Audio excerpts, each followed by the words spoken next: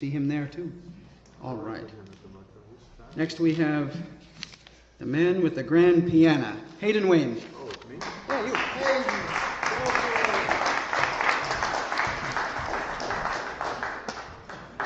Awesome. Absolutely awesome. How do you follow that? I can't see a thing. Godfrey Daniels.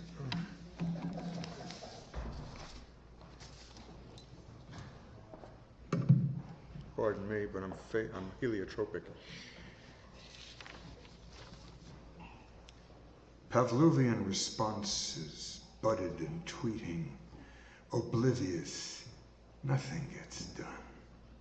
Simultaneous approval, a digital yay or nay. The new binary code. Humanoid, safe from touching, protected from the lilt of vocal expression, lost in the surf, partials of digital dust morphed into clueless clouds, no more unique than grains of sand, to be washed away by the impending high tide of inevitability, glued to gaming screens so not to make eye contact. The one place where I love to get lost within the pools of your consciousness.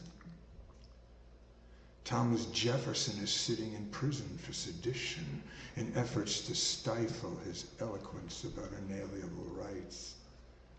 Extradition papers have been filed on Benjamin Franklin, who has taken sanctuary at the Hellfire Club in Paris. And John Adams, the champion of the highest possible aspirations of the law, has been disbarred. I'm the only white on this uptown rush hour D train. The first time I ever saw a person of color was when I was 7 years old and in the second grade. Coming home from my first day of school, my mother asked, "How was it?" In complete awe, I responded, referring to my new teacher. "Her name is Mrs. Powell, and she's golden brown." Though youthful memory may often prove fleeting, I do remember that school year as non-traumatic. What would a morning be without the man on the crowded subway platform trying to play jazz renditions as if he were wearing gloves? The continuum of sloppiness falls upon the deaf and budded. I make my escape on to the next train. Two snot sniffers on either side of me. I hold my breath not to be contaminated. The door bursts open. The cacophonous man-swarm engulfs any sanitary hope. I read over the shoulder of a fellow passenger. 3 elephants escaped from a St. Louis circus, damaged 2 vehicles. How long they had been planning their escape was not known, but their driving skills, let alone the assumption they could drive, was delusional.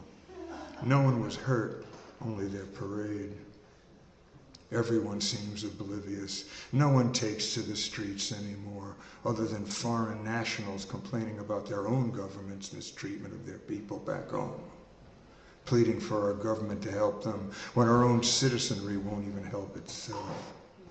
Yeah, Bill, you didn't inhale.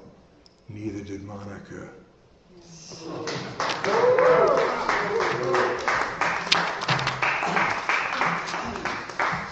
That's from Dog Is My Copilot.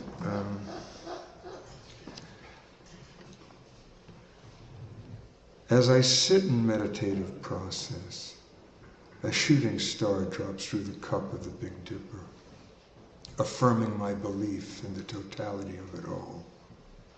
The androgynous completion of what we euphemistically call God, the self, whole, a window into the soul of souls, limitless possibilities, wonders of wonders, the magnificent consciousness from infinite, complete darkness, light emerged, perfect, unified, complete, beyond comprehension, one.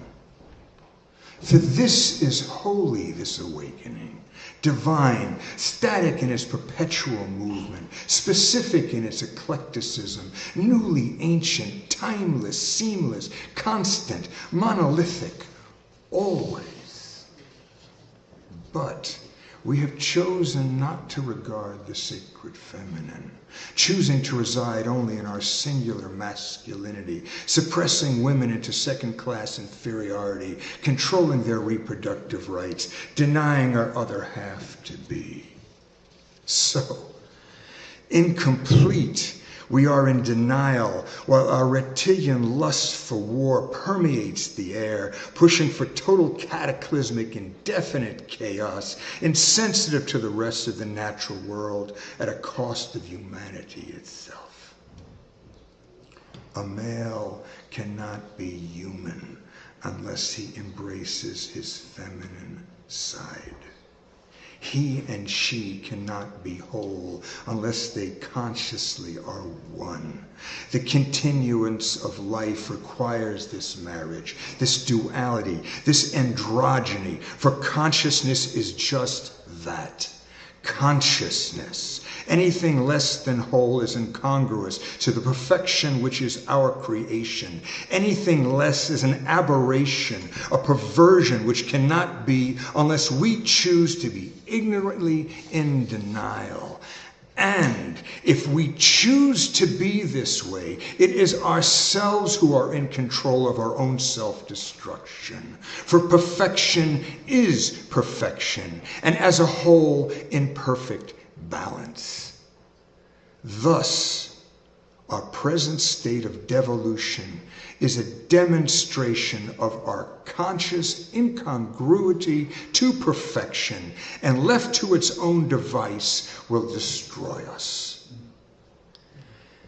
As the Hopi say, this is not negative.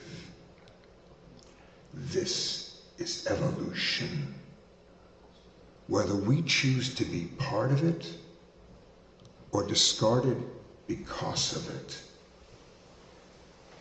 it is up to us. Thank you.